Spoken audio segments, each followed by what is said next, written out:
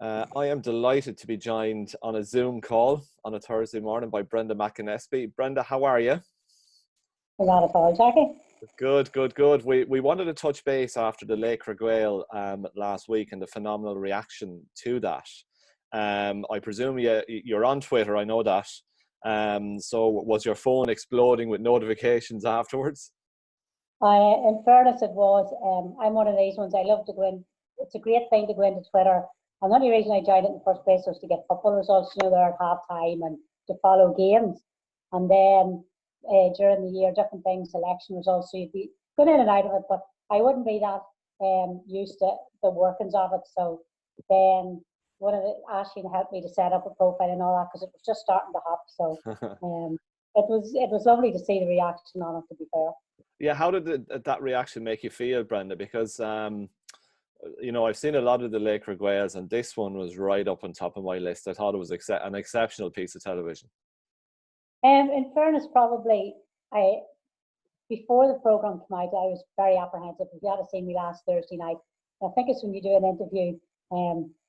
I don't think anybody likes listening to themselves or looking at themselves, to be honest. And when you do an interview, we spent the day down in Waterford, and then Hugh and Sarah and the camera crew came up here and spent the day. She actually didn't know what was going to be on it. And the fact that we missed out on the preview, normally there's a preview of the programme beforehand where they come up and their friends and family, a group gathered together locally to watch it. So because of the lockdown, we hadn't been able to avail of that. So I was like everybody else, so going in to watch it, not knowing what I had said. I couldn't even remember some of the things I could have said. And you're just very nervous watching it. But in fairness, I have to hand it to them. They came across, they put it together very, very well. And it was lovely. I think things that I hadn't even seen. I think Paul Swift had photographs and video clips sent them, things that I wasn't expecting to be in it, and they were lovely. And it's lovely to have it for the family, hopefully in years to come as well. Brenda, what were your favourite parts of the show? To be honest, there was different bits. Going back to the 1992 final, I don't even remember maybe even seeing it at the time. And just come back and just the memories with all the girls that we played with. But in fairness, the one that kept coming into my mind was the one, and I hadn't seen it before. There's a wee clip of, I think it was before the 2002 All-Ireland final against Mayo. And we had a day up in Croke Park, and I brought the wee ones with me. Yeah. Just that, I just thought that was priceless because it just reminded me of when they were younger. How Ethan Kira were they were the, what do you call them? I can't even get this word out now. They were going to be there on the day, but the other younger ones coming out, Shauna was our normal chatty self looking to run out onto the pitch. Ashleen was only a baby at the time, and in fact that was the main thing that I enjoyed about it, was that bit of clippage that I hadn't seen before, and just how it was just normal to go up to Croke Park, and all I was worried about, probably thinking of the game on the Sunday, and then when I watched the video, the wee ones were just running around the place, as probably what they had been doing from the start of playing football at training sessions and games. I think it was lovely just to see the natural bit of that. It wasn't fake or anything, they were just being their normal selves, and I enjoyed that bit. Yeah, it was lovely. I mean, I guess that the last time I would have really seen you, Brenda, in the flesh was when we were in Croke Park last year filming with Marie Crotty for the 25-year piece. And I just thought, having known a lot about your career, so there was obviously some stuff in Laochra Gael that I did know about, but there was also some stuff that I didn't know. I mean, Shauna's illness was something I had no idea about, Brenda. And I think that probably part of it was another part that was probably very important on it. And to be fair, my own mum was watching it, and that was the one that maybe she got very emotional about. Okay. We had only moved down Dockmacleod, and Shauna at the time would have been, she was after winning her a Mosney gold medal in running, and was involved in the Donor community games team too that got to the final of football. I mean, she was a brilliant athlete, and just as soon as we moved down here, she took so sick. And I think you went through all of that. And as I said, You're back. Sorry, You're back. No, in fairness, what happened at that stage, and there's different bits come out in your mind, and I think getting Sean even to talk about it, I think was important. But I think she wanted to show people the when she was diagnosed with it, and it took quite a while for her to be diagnosed with the lupus. We didn't know what was wrong with her. She deteriorated. She wasn't eating, and naturally enough, you're putting it down maybe to teenager. Is she not eating, or is she not happy at school, or maybe moving her friends, things like that. And we were constantly, as I said in the program, we were constantly going to the doctors and not knowing what was wrong with her. And eventually, then she had a rash on her face, and I remember distinctly going down to the doctor thinking he's going to think I'm off my mind, you know, running simple things. And he looked at her face and he goes, I think I know what it is. And all he said was a butterfly rash. I keep sorry about that. You're back, yeah. All he said was a butterfly rash. And you come home and you Google something. And that was the start of a journey. When I Googled what he had said, I remember saying to Vincy, I know what Shauna has. And it was quite scary to read it. I mean, they were saying there's no cure for it and she'd be in constant medication for the rest of her life. People had very bad outcomes with it, but I suppose now as years go on, medicine and all the rest of it. But the thing, and as I said, probably didn't come across in the programme because there was that much maybe that you couldn't put in and you had to cut bits out. It was a man that we knew, a man from Donegal who, and all he does is prayers, and I said maybe at this particular time, and he started to do the prayers for her, and within a few, she never looked back, didn't take medication, and her doctor said she probably is 1 in a million. So it was something that, you know, I was happy to share that bit of, and even now I'd be happy to share it how we get through it if anybody ever wanted to talk to us about it or anything. It was just amazing, maybe the man and the power of prayer that got her through it, and she's back playing football and getting married, please God, New Year's Eve this year. Very good. Okay. That was a story in Shauna. So. Okay, it kind of leads me on nicely to the next question. How are you as a family? Like, who's at home with you at the moment, Brenda, throughout this lockdown? Well, they're all funny at home at the minute, apart from Shauna, because she's working in the A&E in Craigavon. That's right, yeah. So she has decided she has moved in with her fiance. At the minute, it's just, well, it's only about 5 minutes from here, and the rest of us are all at home. So Emer's the only one that's sort of fit to go in and out to work, because she's also working in Craigavon. Both of them are nurses in Craigavon at the minute. So we're spending the time, as I said, house. We're laughing at the programme we own a tidy house. Probably the house is more tidy than it's ever been. Here. Ryan and Vincy's converted the garage into a gym. So it's everybody is keeping their fitness levels up. The girls and Ryan, they've all had their programmes to do with their county teams. And if anything, they're all probably as fit as they've ever been, because they're doing something every day, if not in the gym or a programme or an out for a run or the bike. They're all doing that. As I said, company-wise, we're great in the house because we all have each other's company, whereas some people may not be as lucky as that. But we're managing. They're not letting me go to the shop. They're trying to keep me in here. They said I'm probably that age, I shouldn't be going to the shop. So we're managing probably the same as anybody else. And many times you're sitting out the back, and it's not that we have a massive big garden, but we're lucky we're not in a built-up city or whatever. And I don't know how people maybe haven't got that available to them, how they're coping, because it has to be very, very difficult, you know, for people like that at the minute. Because Monaghan, the Monaghan ladies were going quite well in Division 2 as well, Brenda, before the shutdown. So how have the girls managed without, you know, look, they can train away, as you say, individually and try and keep those base fitness levels high, but, you know, the camaraderie and the team environment, how much are they missing all of that? Oh, the death, as I said, that's definitely something they would be missing. But I know they have a group set up and they can do probably things online with each other, maybe programs and different things like that. And they're doing something at the minute for charity. So they're all getting. Yes, I saw that, yeah. They still have that, you know, that comradeship is there. And that's something I think that was very evident with the team this year. Last year, you were very, very limited in numbers and with girls being off.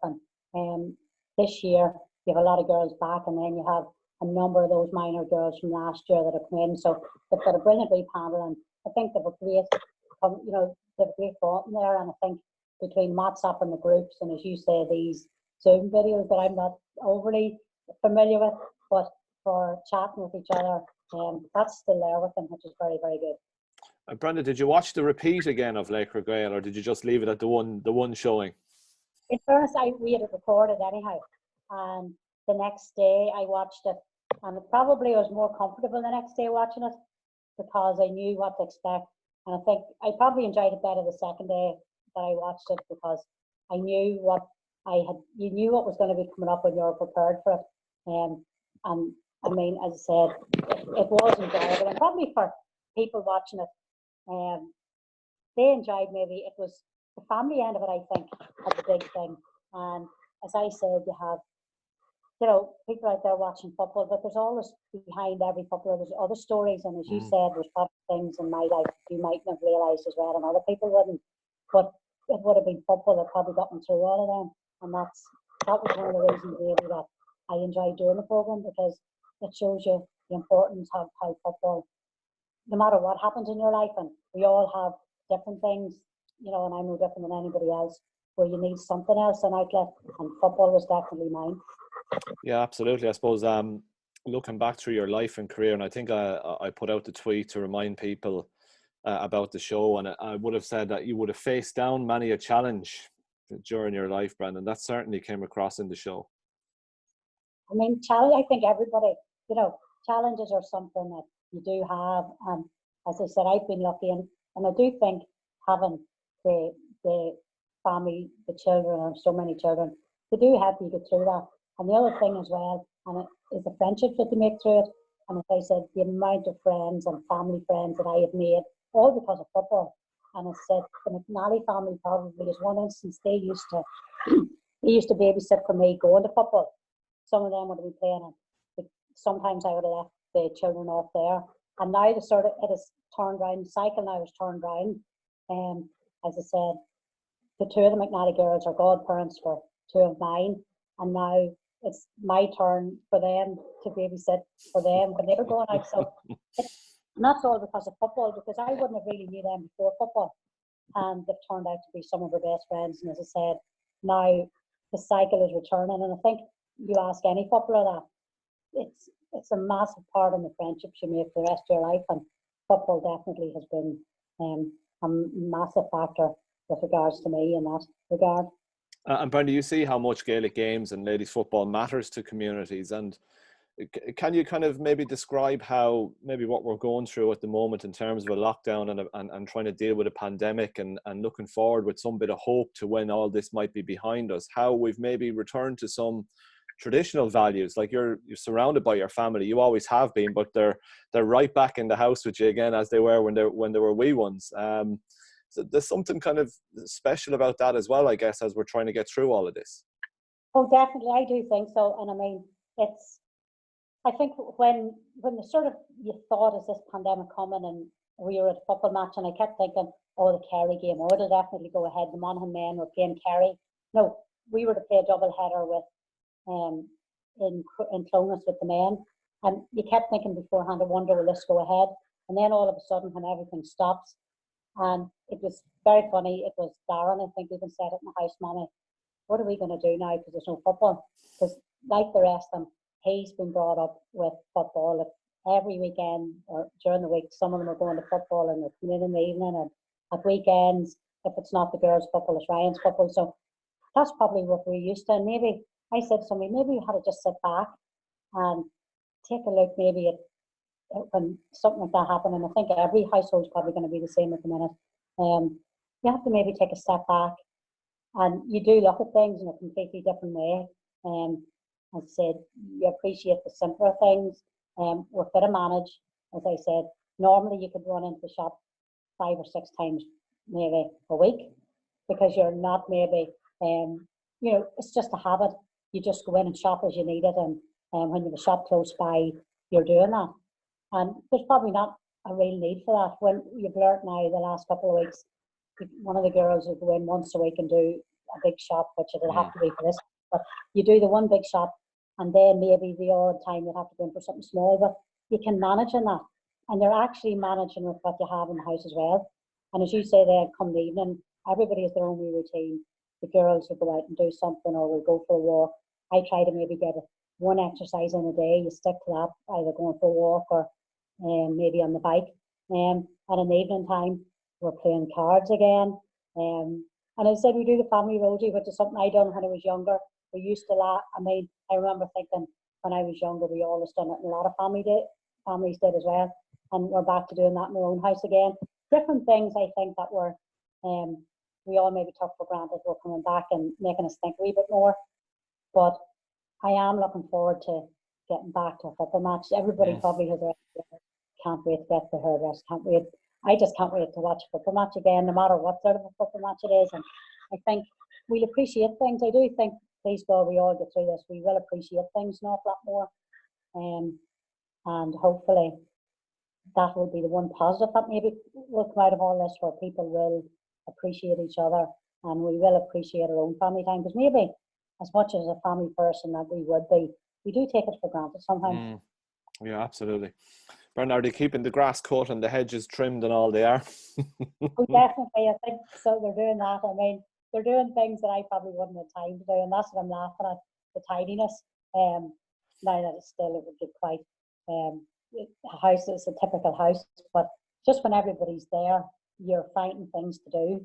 And that's what I said. We have to think of those people that maybe haven't what I have here, that maybe are on their own and maybe don't have that. And even my own mum and dad, there, as they say, they're for cleaning at the minute as well. But how are they, Brenda? They're coping well. At the beginning, I think my brother, lucky enough for them, my brother and sister-in-law and their family live right beside them, so they can bring them down things.